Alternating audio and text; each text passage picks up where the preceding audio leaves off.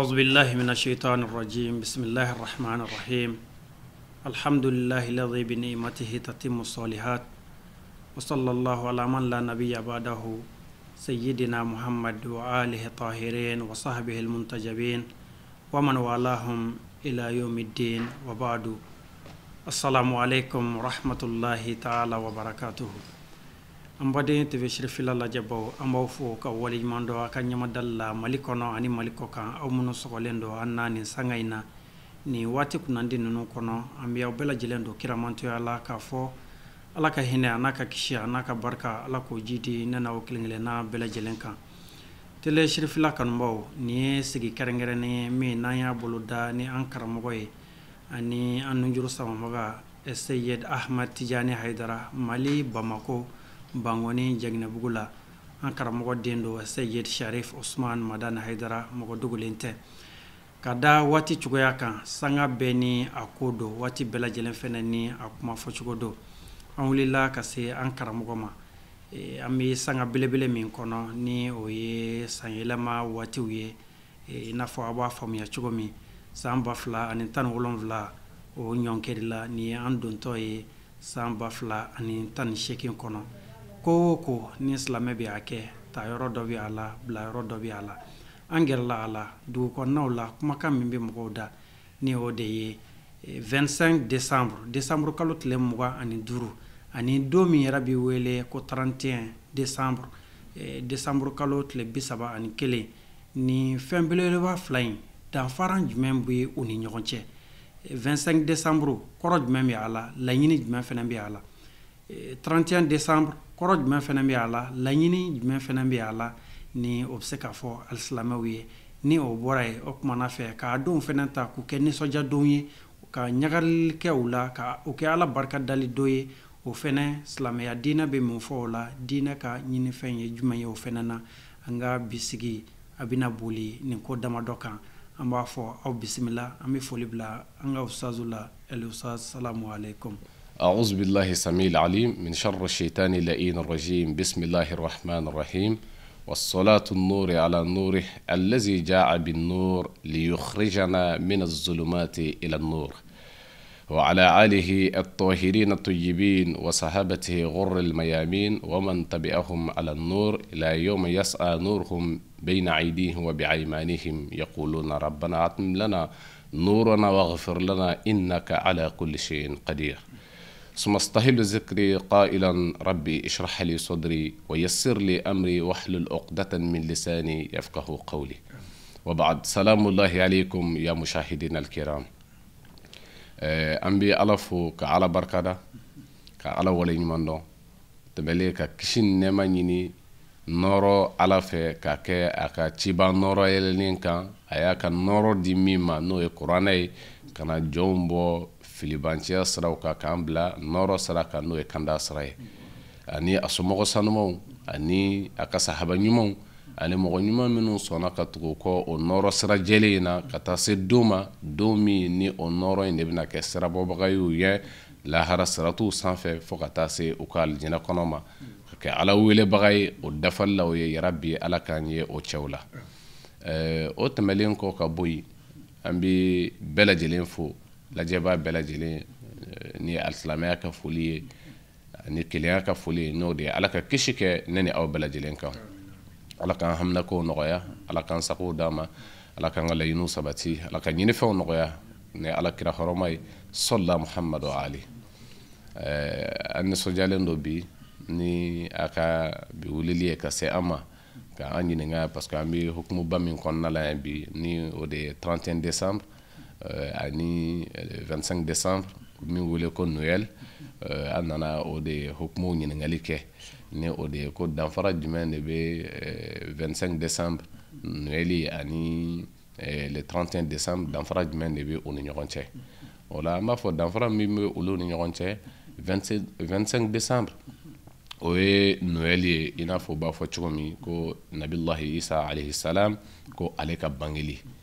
Isa ka bangeli o de ye 25 décembre dɔw ka yecogo n'u ka fɔcogoya la o la b'o cogo kelen na 31 décembre o de o ye san jate damin ta n'o ye calendrier min b'an bolo bi ka jate caman kɛ n'a ye diɲɛ kɔnɔ n'o ye calendrier grégorien o san dafa o de bi bɛn le 31 décembre o la an b'a fɔ ko u tɛ kelen ye dɔ in tun bɛ ta ka kɛ batokɛ waati ye ni o ye Noël ta in ye ka tila ka kɛ nisɔndiya ye o fana kɔfɛ tuguni ni nabilahi Isa alayhi salam ni ale yɛrɛ fana bangeli ye o la ɲininkali ye min ye ko yala danfara min b'u ni ɲɔgɔn cɛ o kɔrɔ an b'a fɔ a danfara de ye nin ye yecogow bɛɛ la kuma dɔ la peut-être dɔ bɛ se k'a fɔ wayi bi o y'a kɛ nabilahi Isa alayhi salam ale ka bangeli ye hali ni o kun tɛ parce que n jɔra min kan dɔrɔn a bɛ hukumu min na bi n y'o de f'i ye o la danfara min b'a la k'o de fana yira i la inshallah. Alhamdulillah, nin ye an ka donkan ye ani an ka kɔrɔfɔ kunfɔlɔ ye. O kumana fɛ n'a dɔnna sisan k'a fɔ 25 décembre o ye Nabila Isa n'o ye Ala ka kira bangeni ye,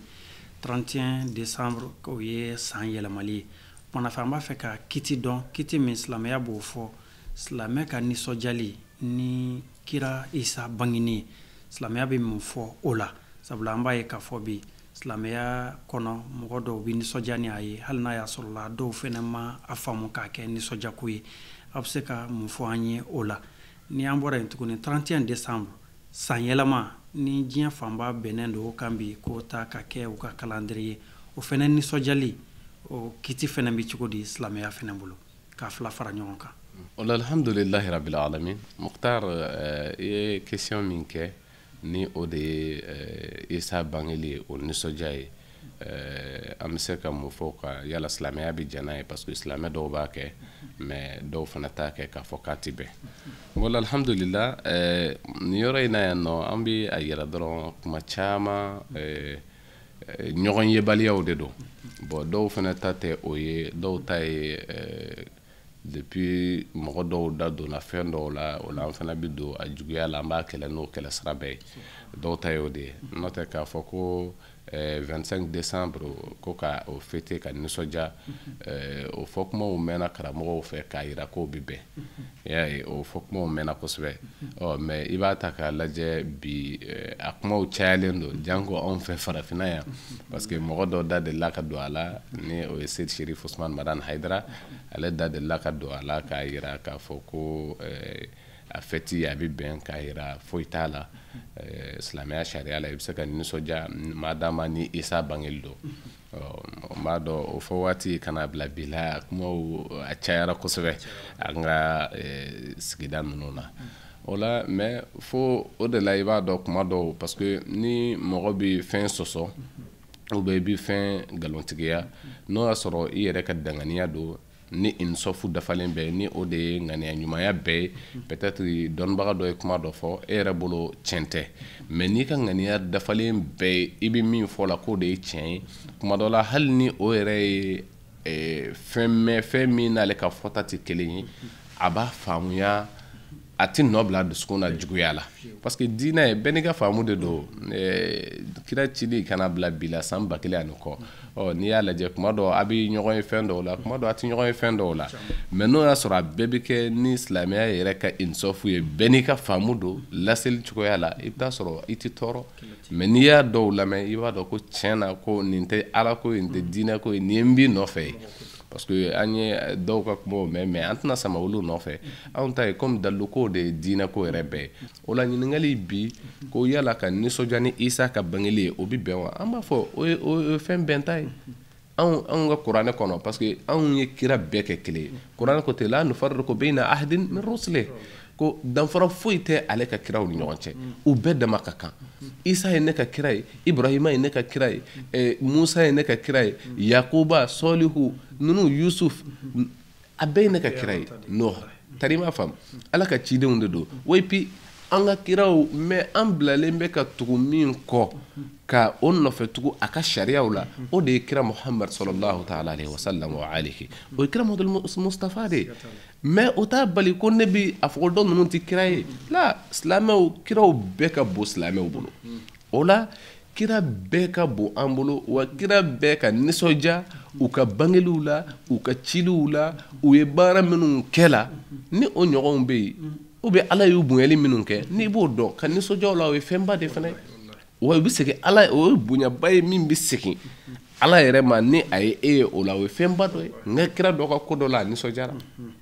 mais o ye jumɛn fɔ ko nin tɛ dɔwɛrɛ ye an bolo kerecɛnw ladegeli kɔ ko ka kerecɛnw de ladege u ka fɛn na la kuma dɔ la an b'a f'u ye ko ladegeli tɛ juguman ye koyi ladege juguman kan o de ye juguman ye tari ma faamu ka mɔgɔ ladege kojugu la o de ye juguman ye n'o tɛ kuma dɔw bɛ yen mɔgɔ dɔ yɛrɛ man ɲi mais a ka fɛn dɔ kɛta ka ɲi o ladegeli o ɲuman in na baasi t'o la o silamɛya sariya la o la fo an ka bɔ an yɛrɛ kalama an ka fɛn dɔ de dɔn o la ne bɛ fɛ ka mun de f'i ye k'a fɔ ka nisɔndiya ni Isa ka bangeli o bɛ bɛn sabu kuranɛ ko kira bɛɛ dama ka kan wa et puis o tɛ Isa ninnu ye ala ka mɔgɔw de ye dalilu de bɛ sɔrɔ kuranɛ yɛrɛ kɔnɔ ko ka nisɔndiya ala ka donbaw don na o ka kan tari ma faamu Isa bangeli ye ala ka donba dɔ de et puis a kɛra ajabuba de kabakoba kun don aya mais ayatullah o kɔrɔ ye di kabakoba dɔ don ala ka kabakow la depuis ale ci don ala ye kiraya d'a ma a kumana bamananfini de la ka mɔgɔw wele ka na ala ma ka tila k'a yira ale ye ala ka jɔn de ye ale tɛ ala den ye ale ye ala ka jɔn de ye o la an ka kuranɛ in de sabati cɛ min nana nin kɛ n'o ye nabilahi Isa ye kuranɛ kɔnɔna de la a bɛ fɔ ye ko salamun alayya yawma wulidtu wa yawma amutu wa yawma ubhasu hayya ko kisi bɛ ne kan n wolodon kisi bɛ n kan n zadon kisi bɛ n kan don min na ala bɛna n kɔnɔ ni ala ka kiraw de ye nabilahi Isa kuranɛ de ye ni sabati a la ko a bangedon ni kisi nana kisi jɔn do depuis a bangedon o la ala ka kisi dɔ na don ala barikadali o la ala ka jɔn dɔ fɛ o ka kan o kɔrɔ Isa bangeli ye ala ka kisi dɔ natɔ dugukolo sanfɛ dugukolo sanfɛ kisi dɔ na don ala ka jɔn kan o kɛra nin o ye ala ka kiraw bɛɛ de ye hali Yahya alayhi salam ala b'a fɔ a fana ka hakɛ la ko salamun alayhi yawma wulida wa yawma yamutu wa yawma yub'asu hayya ne a tɔgɔ ye di Yahya ala bɛ nin fɔ ale fana kan o kɔrɔ kiraw bɛɛ na don ye ala ka hɛrɛ na don ye kiraw bɛɛ sa don ye ala ka kisi ta don ye kiraw bɛɛ kun don ye ala ka kisi wuli don ye o kɔrɔ ni ala ka kisi a ka hɛrɛ o na don silamɛ kan ka ala fo la o n t'a dɔn n'i y'a faamu o kɔrɔ hali ni an ye kerecɛnw bɔ a la kuranɛ kɔnɔ ni an ye min ka dati dɔn ni o y'a sɔrɔ e labɛn bɛ fɛn dɔ b'i kun i bɛ se ka mɔgɔw nisɔndiya i bɛ se k'i ka denbaya nisɔndiya ko o bɛ bɛn kiraw ka kungo la o bɛ bɛn mais a b'o cogo kelen na n'i ye kuranɛ aya ye ka d'i ma mais n bɛ dalilu jumɛn d'i ma ka nin sabati i bolo kira Muhamadu Mustafa ni ladegeli don kerecɛnw na yahudiyaw la kira yɛrɛ y'a kɛ tuma min na a hijirala ka bɔ Makka ka taa Madina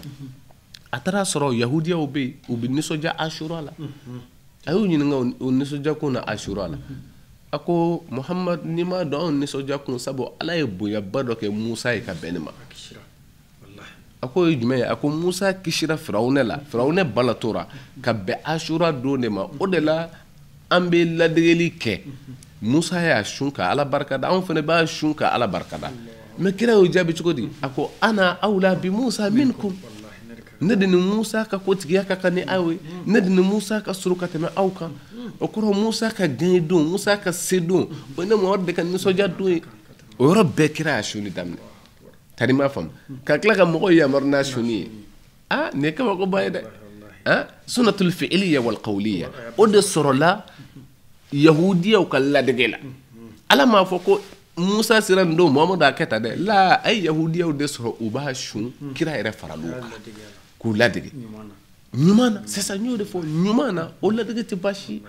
o la diinɛ ko dalilu ko dama dɔrɔn de don o la n bɛ fɛ ka mun f'i ye ko kira de ye u ladege ni o ɲuman ye o kɔrɔ nin bɛ sɔrɔ kira bolo sunnatul fi'liya ko kira yɛrɛ y'a kɛ et puis a ko a y'an bila a kɛ la parce que kira ko hali ni n ye san wɛrɛ sɔrɔ n bɛ taa Ashura sun ka fara a kan yɛrɛ nana ni min ye bon o kɔrɔ kira sabatira kira y'a sun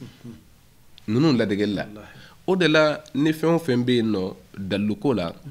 parce que walawalali sira kan n'o ye ala ka kiraw bangeli ye n y'o d'i ma o bɛ bɛn silamɛ bolo i ka nisɔndiya ni kiraw ka bangeli ye parce que k'a fɔ ko kerecɛnw de y'a daminɛ la kerecɛnw k'a daminɛ fɛngɛ o tɛ baasi ye o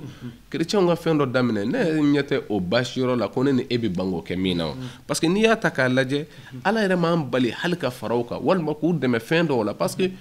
jan ko an bɛ jamana minnu kɔnɔ kuranɛ kɔnɔ alako la yanhaakumullahu anil ladzina lam yuqatilukum fi ddini wa lam yukhrijukum min diyarikum an tabarruhum wa tuqsitu ilayhim inna allaha yuhibbul muqsitin.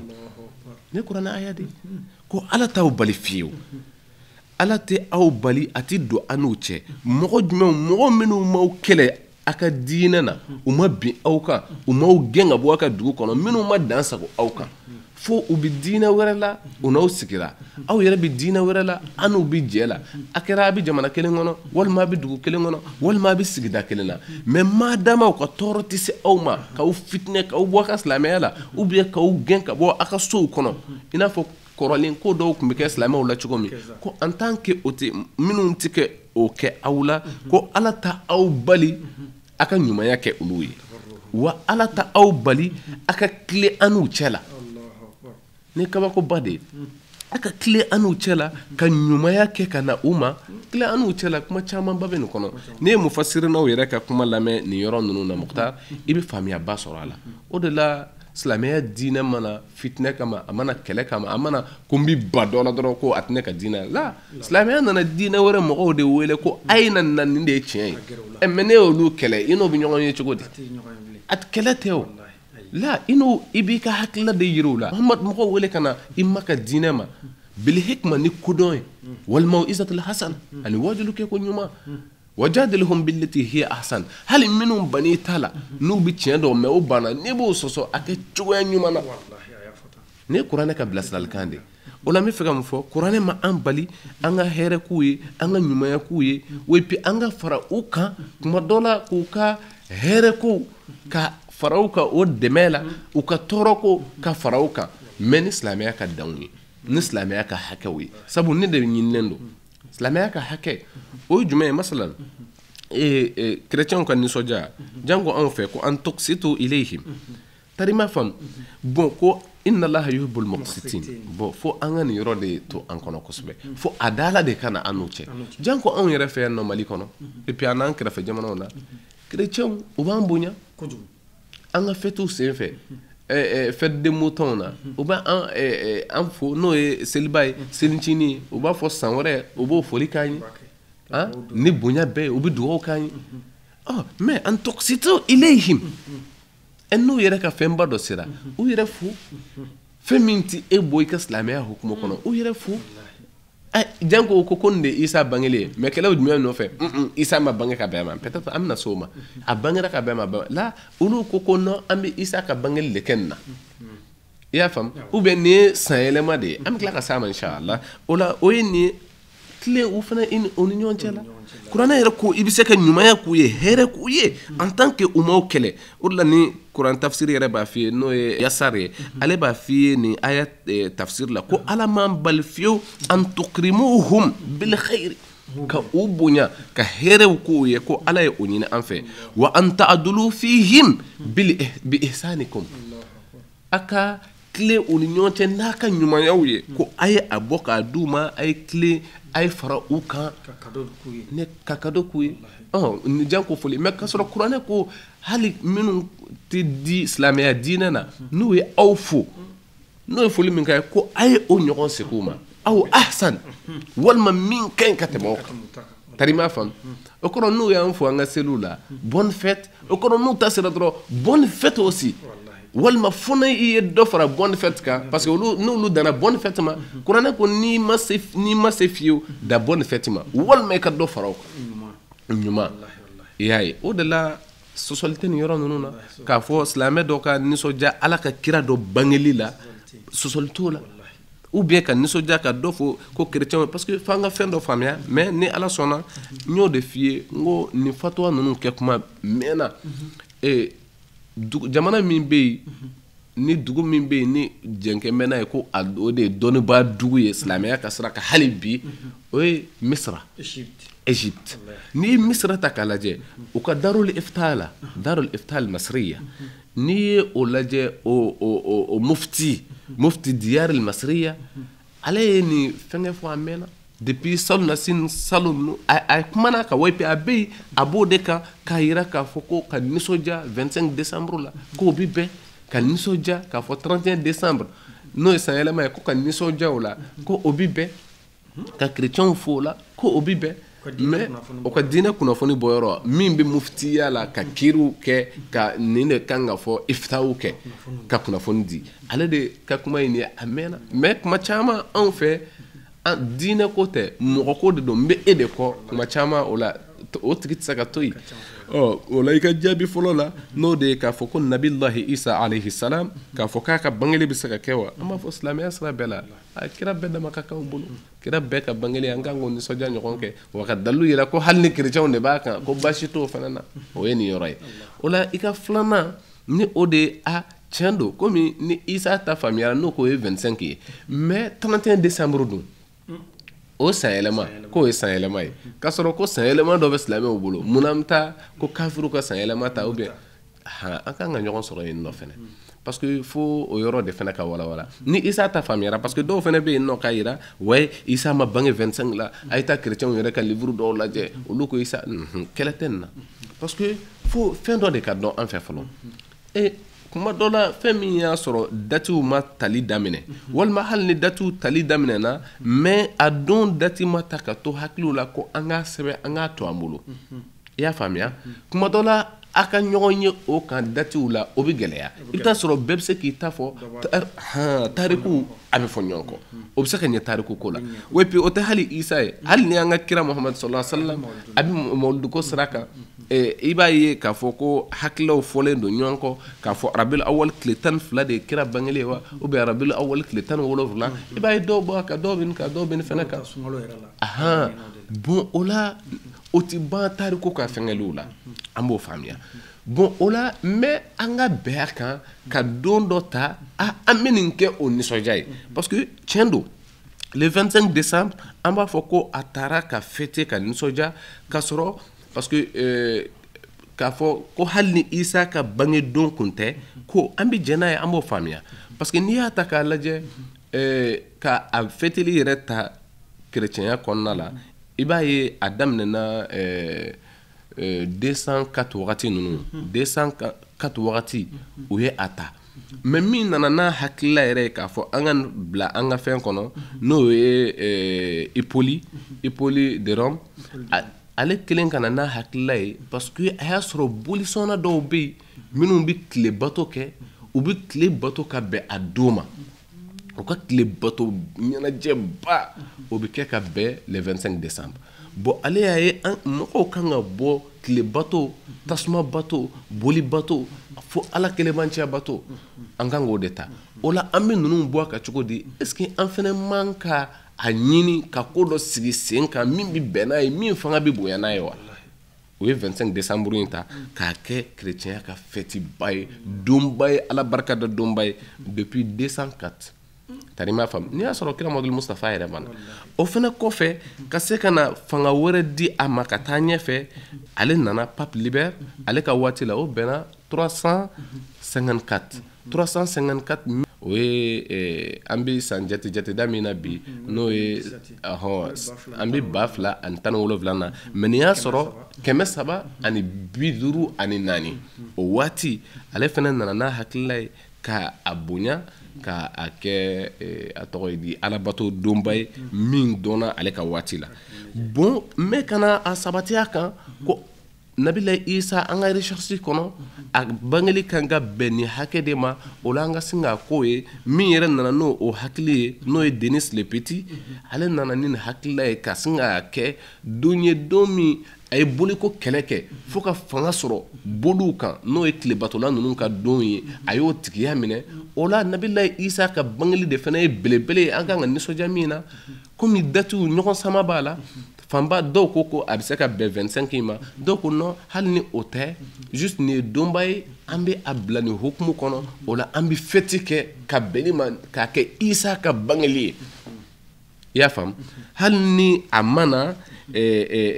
théologiquement i b'a ye ko historiquement mais a nana théologiquement ko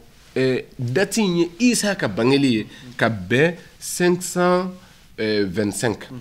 n'o ye Denis le Petit ale sɔrɔla ka na n'a ye k'a kɛ Isa ka bangeli ye o la a ka to hukumu kɔnɔna la ko an bɛ Ala fo ka Ala barikada ni Isa dili ye an ma ka bɛn le 25 décembre n'o de ye Noël ye o la ninnu bɛɛ nin ye waati janko de ye i b'a ta k'a bila i kunna nin bɛɛ kɛra ka kɔn kira Muhamadu Mustafa ɲɛ tari m'a faamu nin bɛɛ sigira k'a sigi Isa ka bangeli yɛrɛ k'a ko nisɔndiya ye ka kɔn kira Muhamadu Mustafa ɲɛ o la nin calendrier min dilanna sisan o sanyɛlɛma yala an kan ka nisɔndiya o la wa bon yala c'est ça an kan ka nisɔndiya o la an b'a fɔ wayi jate ye jate fila de ye jate kamariya bɛ yen shamsiya bɛ yen n'o ye lunaire ani solaire solaire lunaire ko kalo min bɛ jate kalo ka bɔ ka bin na kalo ka yeli ani kalo ka tununi ani min bɛ jate tile la ko jate min bɛ kɛ tile fɛ ani jate min bɛ kɛ kalo fɛ mais i b'a bɛɛ ta k'a bila i kunna Mukhtar nin bɛɛ ye fɛn kelen de ye nin bɛɛ ye fɛn kelen de ye kuranɛ de b'a fɔ an ye ko tile ni kalo in bɛɛ ye jateda de y'ale Ala bolo wa ja'ala al-layla sakanan wa shamsa wal qamara husbana tari m'a faamu a ye su kɛ hakilisigi ye ka su kɛ basigi ye a ye tile ni kalo a y'o kɛ jumɛn ye husbana ka kɛ jate fɛn ye ne ni an b'an ka jatew dɔn ka bɛn tile ani kalo u ka yɛlɛma yɛlɛma ma o la ni o dɔnna ka ban ko k'a fɔ ko kuranɛ yɛrɛ ko ten ko tile ni kalo a bɛ yɛlɛma yɛlɛma an b'an ka waatiw dɔn o kɔrɔ ja jate bɛ se ka kɛ n'a fila bɛɛ ye suratul rahman yɛrɛ la a b'o de fɔ ash-shamsu wal qamaru bi husban ya jate de bɛ kɛ n'o ye o la jate min n'a kɛra ni kalo ye o ka ɲi jate min n'a kɛra ni tile fana ye o ka ɲi n t'a dɔn n'i y'a faamu bon o kɔrɔ baasi tɛ jate na parce que hali n'i ye kuranɛ ta k'a kɔnɔna lajɛ Mukhtar parce que i b'a dɔn diinɛ kuma caman an ma fara ɲɔgɔn na o de bɛ an ɲinɛ hali diinɛ sɛbɛko dɔw kɔ parce que ni an kun ye ɲɔgɔn to yen ka sama ka diinɛ ɲɛɲini a kun bɛ nafa caman se an ma kuma dɔ la ɲɔgɔn juguya in n'o bɔra a la n'o tɛ k'a fɔ jate kɛra n'a ye kuranɛ aya la ni kuranɛ b'a f'i ye ashabul kahfi mɔgɔw ka hakɛ la k'a fɔ ko u tora u ka kuluwo kɔnɔna la fo 300 sinin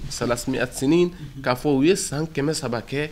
o kɔnɔna na ye kuluwo kɔnɔ wasdadu 9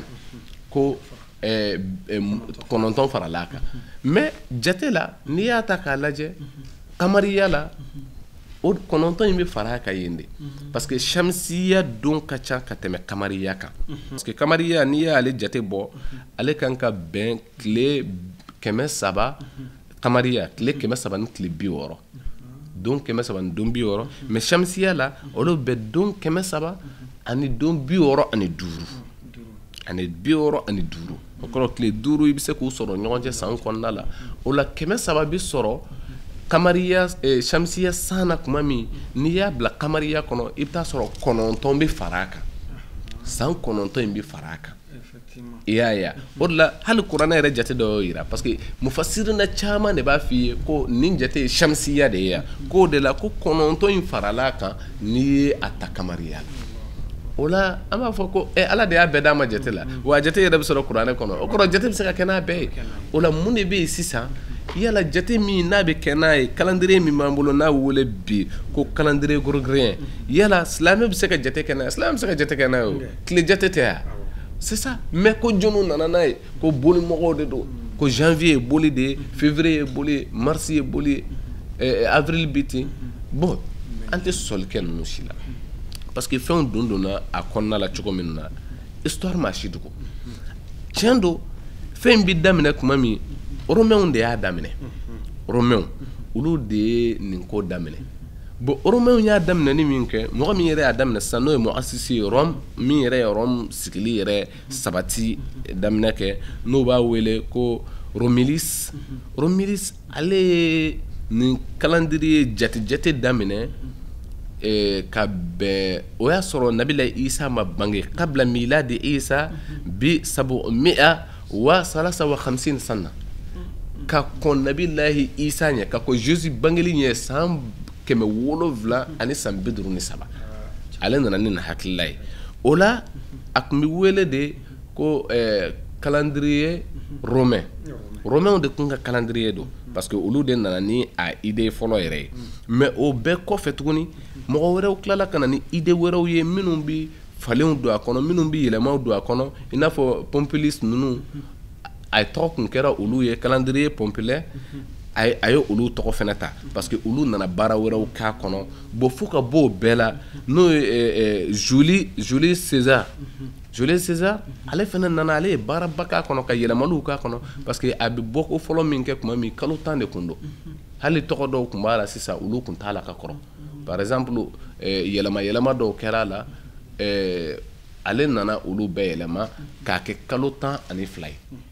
k'a kɛ i n'a fɔ jate dɔ in bɛ cogo min kalo 12 parce que o yɛrɛ bɛ kuranɛ yɛrɛ ka sabati dɔ yira kuranɛ ko ten ko diɲɛ ni kabakolo dugukolo dalen inna iddata shuhuri inda Allahi 12 shahra yawma khalaqa samawati wal ardi wa minha 4 hurum fala tazlimu fiha anfusakum ni bɛ kuranɛ yɛrɛ ka sabati ba dɔ yira k'a fɔ hakili kun bɛ fɛ ka baara dɔ kɛ ka sabati a kan ni jate dɔ ye maintenant ala ka jate min n'ala ko n ye diɲɛ dan ka san jate da kalo 12 k'a la fo an ka segin ala de ma o la seginna ala o fɛn kelen ma o la n bɛ fɛ ka mun f'i ɲɛna kalo 12 o y'a ko ye tɔgɔ dɔw kun t'a la olu kɛra la tari m'a fɔ tɔgɔ dɔw kun b'a la yɛrɛ o changera masalan Jules César sisan ale tɔgɔ juillet min b'a kɔnɔ juillet kun t'a kɔnɔ mais comme Jules César a ye baaraba kɛ nin na o ye juillet in yɛrɛ kɛ ale tɔgɔ ye i y'a ye ani août n'o ye Auguste fɛnɛ nana ale fɛnɛ ye baara caman kɛ calendrier in na gɛlɛya dɔw kun b'a kɔnɔ par exemple date dɔw bɛ yen fo hali mois date tɛ kelen 31 bɛ dɔ la dɔ ye 30 ye dɔ dannen don 28 dɔ ye 29 bon i b'a ye o yɛlɛma minnu b'a la a kun ye pour que ka jate bɛɛ ka maîtriser parce que n'i y'a ta k'a lajɛ kamariya la a ka gɛlɛn an ka se ka waati jan date dɔ dilan ale la ka bila par exemple ni ne ko sisan n ko san o san ni Rabiul Awwal an b'o kɛ an ka sigiba ye ni an y'o kɛ ou bien an b'o kɛ kalanbila ye ou bien an b'o kɛ kalanta ye san o san Rabiul Awwal an k'o kɛ kalanta ye mais ka sɔrɔ kalanbila waati la sisan i bɛ taa sɔrɔ sɛnɛkɛlaw bɛ taa u faw fɛ yen u bɛ taa sɛnɛw kɛ minnu bɛ taa baara wɛrɛ minnu kɛ bon o la i b'a ta k'a lajɛ n'an y'a kɛ Rabiul Awwal ye Rabiul Awwal dɔ bɛ yen o bɛ bɛn sɛnɛ kɛ waati ma bon n'o kɛra kalanta waati ye dɔrɔn i bɛ taa sɔrɔ sɛnɛkɛla in t'a ka sɛnɛ waati sɔrɔ bilen ale tɛ nin sɔrɔ parce que o jate c'est pas ale sabatilen tɛ waatiw kan ten k'a fɔ fo waatiw sunkalo dɔ bɛ yen a bɛ bɛn nɛnɛ ma sunkalo dɔw bɛ funteni juguman ma sunkalo dɔw bɛ samiya ma o ye kamariya ta cogo ye mais shamsiya la sisan a ka ca la ni décembre ye nɛnɛ de ye a bɛ yɛlɛma i bɛna nɛnɛ de sɔrɔ yen a bɛ yɛlɛma i bɛna nɛnɛ de sɔrɔ yen o kɔrɔ décembre wagati ni e bɛ taa yɔrɔ la nɛnɛma yɔrɔ depuis taatɔ i b'i ka gulokibaw ta ka t'i nɔfɛ i y'a faamu parce que o jate a waati dɔn dɔ wapi a bɛ a sabatilen dɔ ka caya a b'o cogo kelen na août o bɛ bɛn samiya waati ba ma o ye fan bɛɛ ye fana a b'o cogo kelen na funteni o bɛ bɛn anw fɛ yen avril yanfan ninnu anw fɛ yan nɔ avril mai ninnu o ye funteniba waati ye o ye kuma bɛɛ ye o la n bɛ fɛ ka mun yira dɔrɔn ko olu ka jate n'o ye tile jate in ye mago yɛrɛ b'a la waatiw yɛrɛ cogoya kama n t'a dɔn n'i y'a faamu mais fo an ka faamuya de sɔrɔ tiɲɛ don a daminɛ bolitigiw de y'a daminɛ n'o ye rɔmuka ninnu ye n ye min f'i ye mais a tilala ka bɔ olu la a yɛlɛmana bolo minnu kan a tilala ka na kerecɛnw ka bolo kɔnɔ olu de tilala ka ba don a la ka kɛ kerecɛn fɛn ye fo ka n'a laban a bɛ tɔgɔ min na bi n'o ye calendrier grégorien ye o kɛra pape dɔ de ka waati la n'o ye pape Grégoire XIII ale de ka wagati yɛlɛma laban minnu donna la hali bi n'a b'o kan o de filɛ nin ye o kɛra 582 l'an 582 san 582 l'an 582 a daminɛna ni ale ka kuma ye pape Grégoire XIII bon ale ka yɛlɛma laban minnu kɛra la ni a sabatira o de la calendrier in tɔgɔ tora calendrier grégorien bon ale tun ye chrétien ɲɛmaa don et puis a kɛra i b'a fɔ ko chrétienw ka jate don n'o tɛ a ma daminɛ chrétienw na a daminɛna bolo dɔ kan ka na bolo wɛrɛ la mais bi yɛrɛ chrétien jate tɛ bilen a kɛra diɲɛ jate de ye bi n t'a dɔn n'i y'a faamu e tɛ chrétien ye o mais e b'i ka sara ta waati jumɛn ni nin date in de i bangera n ka wolosɛbɛn bɛ min date jumɛn nin date in n ka mobili vignette date jumɛn nin date in bɛɛ a labanna ka bɔ a bɔra a tun bɛ hukumu dɔ la a bɔra o la a nana dɔ wɛrɛ la a bɔra o la parce que mɔgɔw bɛ nin de bolisɔnnaw de y'a daminɛ bolisɔnnaw ye mun daminɛ Mukhtar o tɛ gɛlɛman ye o bolisɔnnaw y'a daminɛ o t'a juguya o parce que hali n'i ye silamɛw ka kalo min n'a fila an bolo ne an b'a fɔ ten Muharram Safar Rabiul Awwal Rabiul Sani Jumada Ula Jumada Saniya mais n'i ye nin bɛɛ ta k'a lajɛ ko jɔnni ko kira de nana u sigi yan ko kira de y'a don fɔ wa ayi kira nana kalo sɔrɔ yen u yɛrɛ ka sigi k'a fɔ ko an ka kalo ninnu an ka tɔgɔ k'a la parce que jate min b'an bolo i n'a fɔ minnu tun bɛ bamanan tile la fiɲɛba wuli san kɔngɔ san gɛlɛya san yiriba bin san olu minnu tun bɛ o de fana tun bɛ fɔlɔ-fɔlɔ o de fana tun ye jate fɔlɔ ye hali arabuw ka tile la o de tun bɛ yen mais kira mɔkɛ duurunan n'o ye keleya bɛ ka waati ye i b'a ye o wagati de nin jate ninnu an ka kalow ta ka bɛn kalo nin 12 in n'a dafara san yɛlɛmana jatew ka to an bolo a tali daminɛna keleya bɛ ka waati de la tari ma faamu keleya bɛ ka waati de u ye nin ta o kɔrɔ o tɛ silamɛya tile ye o bolisɔnnaw de tun b'a tile la o bolisɔnnaw de ye nin idée bɔ ka na ni nin hakilila ye mais est-ce que o b'a jira ko a ti bɛn wa la e bɛ ka fɛn kɛ n'o de ye nin de ye silamɛ kalo ye nin de ye silamɛ san ye silamɛ san ye mun ye ala ka den ta ye san bɛɛ ala de ta ye kalo bɛɛ ala de ta ye don bɛɛ ko nin de y'anw ka silamɛ san ye la hali silamɛ san min ni a filɛ nin ye ko kira m'a kɛ o silamɛ san kun tɛ hijiriya min filɛ nin ye n'an bɛ k'a fɔ o de ye silamɛ o kun tɛ kira tile la o kuma min na kira fatura Abubakar nana o fatura Umaru ka tile la o wagati de hakili ko est-ce que an ti dati dɔ fana ɲini an yɛrɛ ye dati min silamɛya bɛ se ka compter o kan o yɛlɛma an bɛ jate kɛ ni o ye bɛɛ nana n'i ka idée dɔw ko nin ye tiɲɛ an k'a kɛ ni kira bangeli ye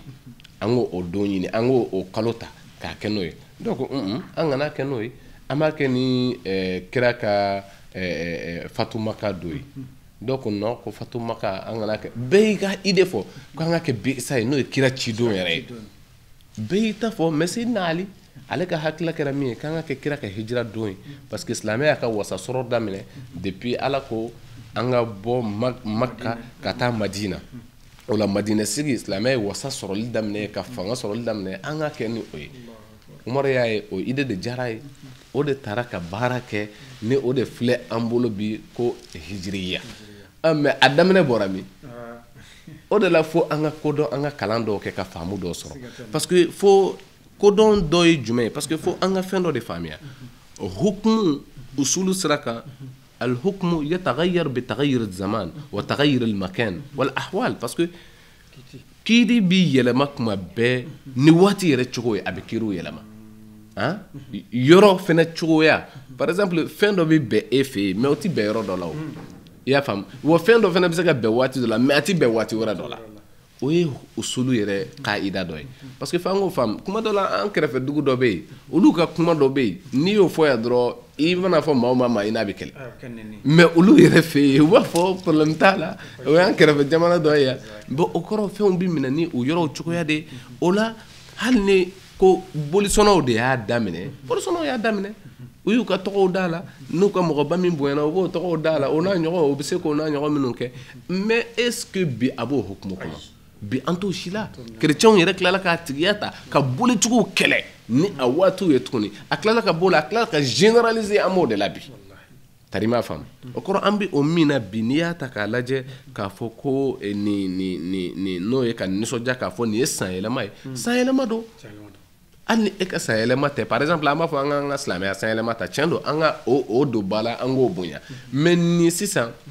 a kɛra san yɛlɛma ye munna an bɛɛ ka fara ɲɔgɔn kan calendrier mais hali ni o bɔra ye k'a fɔ an ka nisɔndiya hali ni san yɛlɛma tɛ i n'a fɔ i bɛ fɛ ka san yɛlɛma cogo min la ko an ka nisɔndiya ko an bɛnna nin kan k'a kɛ san yɛlɛma ye i n'a fɔ bɛnkɛra dɔ in kan k'a kɛ Isa bangeli ye a ma ban wa ka nisɔndiyaw fana na o kɛlɛyɔrɔ ye jumɛn ye Mukhtar par exemple i ka so kɔnɔ i den dɔ bangera a bangera 1er août mais i ko non an bɛ bɛn a kan an k'a ka bangeli kɛ 30 août don o don gɛlɛya bɛ min n t'a dɔn n'i y'a faamu o ye a yɛrɛ ka bɛnkɛ ye wa puis an y'a bila o de la an y'a fixé o la an bɛ to ka Ala fo o la ne ye fɛn dɔ ye mais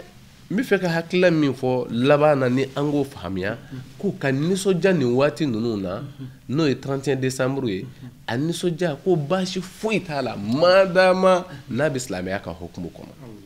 parce que o de ka gɛlɛn kosɛbɛ c'est très très important fo a ka to silamɛya ka hukumu de kɔnɔ kana taa fɛn wɛrɛ fɛ mais n'o tɛ degun min bɛ an ka sigida ninnu na bi tiɲɛ don 31 bɛ yen Noël bɛ yen mais kuma dɔ la minnu b'a fêter anw fɛ yan jango précisément Mali la yan ka boîtes ka taa boîtes la ka mobiliw girin n'i y'a lajɛ an b'a danbeya ka taa minnu ma ko chrétiens o t'olu yɛrɛ ye o a ka ca la olu b'u ka églises de la a don ninnu na a ka ca la o kɔrɔ a girinba ye jɔn ye anw fo an k'o de kɛ ko duw de kan ka dilan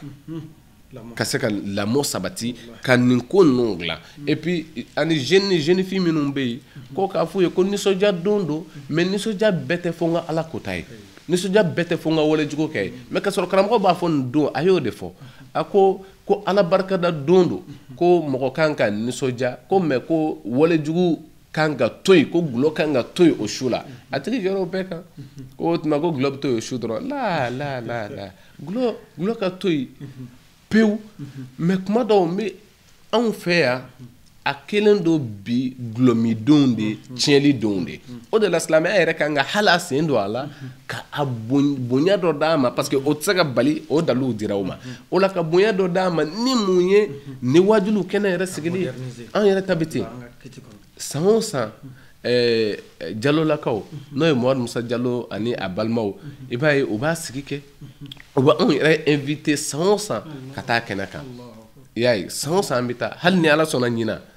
an bɛ sira la ka taa an sen jɔ a kɛnɛ kan inshallah mais n bɛ fɛ ka mun fɔ pour que faamiya bolo ma nin bɛ an bolo fan caman par exemple Kayi wajuliba de bɛ sigi nin su la et puis Côte d'Ivoire olu fɛnɛ u ka association bɛ yɔrɔ minnu na i b'a ye a bɛ sigi fan bɛɛ surtout Abidjan yɛrɛ kɔnɔ Abidjan Sud ni Abidjan Nord i b'a ye bɛɛ de b'a sigi nin don ka a kɛ wajulu don ye nisɔndiya min bɛ yen parce que nin fɛnɛ bɛ yɛlɛma dɔ kɛ bolitigiw chrétiens ye don dɔ tigiya minɛ bolitigiw la n'a bonyali ye alako kɔnɔ kuma dɔ la minnu fɛnɛ bɛ hali bi walejugu ninnu na ni an b'a bonya k'a kɛ alako ye o kɔrɔ a bɛ segin ala ma o la fo an ka nin de faamuya fɛn min tɛ se ka lagosi ni dangari yɔrɔ t'a la o to yen n'i bɛ yɛlɛma min don k'a dilan o kɛ ni jugumanw de bɛ k'a la o yɛlɛma a mana kɛ cogo o cogo ni fɛn dɔ bɛ yen ko juguman bɛ k'a la o t'a yɛlɛma k'a kɛ haramu ye o fo o juguman de bɛ corriger ka bɔ a la fo ni fɛn yɛrɛ man ɲi o de la n ye min fɔ ka fɛn daga walima ka fɛn haramu i n'a fɔ dɔw b'a haramu cogo di fo u ka c'est très très important u kan k'u janto o yɔrɔ la parce que tahlil wa tahrim haqqullah wahda ka fɛn dɔ daga ou bien ka fɛn dɔ haramuya ko ala kelen dɔrɔn de b'o kɛ i y'a faamu o ye ala niyɔrɔ ye mɔgɔ si tɛ se ka na n'i ka hakilila ye o sira kan o la fo an ka hakili to o yɔrɔ la kosɛbɛ kosɛbɛ ko mɔgɔ tɛ se ka fɛn daga walima ka fɛn dɔ haramuya fo ala o ye ala niyɔrɔ ye hali kira yɛrɛ la ala ko ni an bɛ fɛ ka yɛlɛma don an ka min na ko an bɛna ni dɔ wɛrɛ ye ka o nɔna falen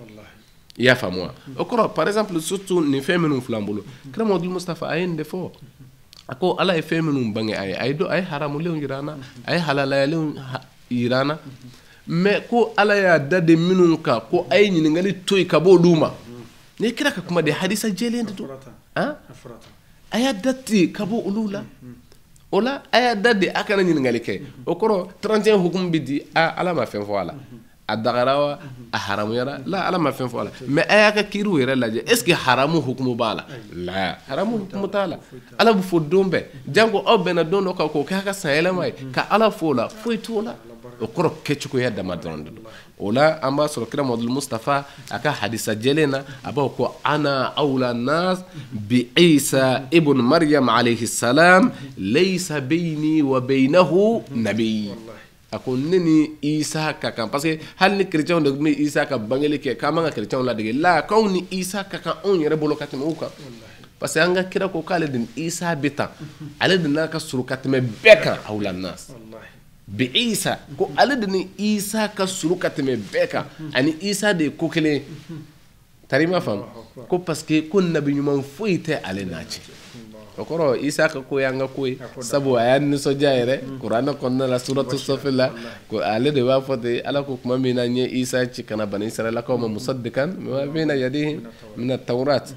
a kana sabatili kɛ musaddiqan kana sabatili kɛ fɛn min b'u bolo tawreta kumakan na wa mubashiran a ka mission filana o de ye mubashiran kana mɔgɔw la nisɔndiya bi rasulin ni ciden ye ya'ti min ba'di Isa ko bɛna ale kɔfɛ ismuhu Ahmad ko y'an ka kira Muhamadu Mustafa ye o kɔrɔ Isa min ye an nisɔndiya kira ka nali la an fana bɛ Ala fo ka Ala barikada o Isa yɛrɛ dili la o kɔrɔ Isa yɛrɛ y'an ka maaba de ye don minnu an bɛ se ka Ala barikada o la alhamdulillah ɲininkali minnu kɛra o jaabi de tun ye nin ye surunya bolo ma ka fara waatiw cogoya kan o kɔrɔ an bɛ a ɲini Ala fɛ an bɛna don san kura min kɔnɔ tan ni o de ye 2018 ye Ala k'a kɛ an ka hɛrɛ san ye Ala ka hɛrɛw jidi an bɛɛ ye Ala k'an sago d'an ma jamana yɛrɛ Ala ka basigi don a kɔnɔ Ala ka hɛrɛ don a kɔnɔ Ala ka san in kɛ jamana ka hɛrɛ ye Ala ka tɔɔrɔ ko ninnu bɛɛ lajɛlen ɲɔni Ala k'o k'a ka Alaya kama ni Ala kira hɔrɔma ye wassalamu alaikum wa rahmatullahi ta'ala wa barakatuhu falhamdulillahi rabbil alamin baden tebe shirfila la jeba ni sigi kunandi ne tun bɛ an bolo bi Bangoni Jɛnɛbugu la shirfila duba kɔnɔ ani an karamɔgɔ ka da sanga yɛrɛ kan sanga min ni an bɛ o la sisan n'o ye an bɛ waati min kɔnɔ ka kuma waati walanda kan o de bɛ mɔgɔw nafa kosɛbɛ o kama tebe shirfila ye wuli ka jɔ kɛ ka na se an karamɔgɔ ma a ka so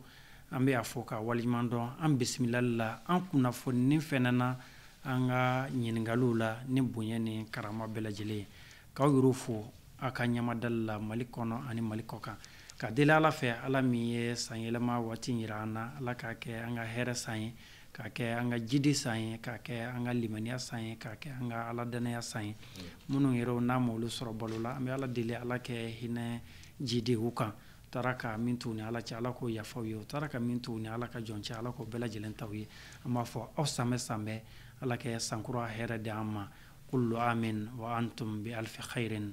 juzitum khaira wa kufitum sharra ila waqtin akar fi amanillah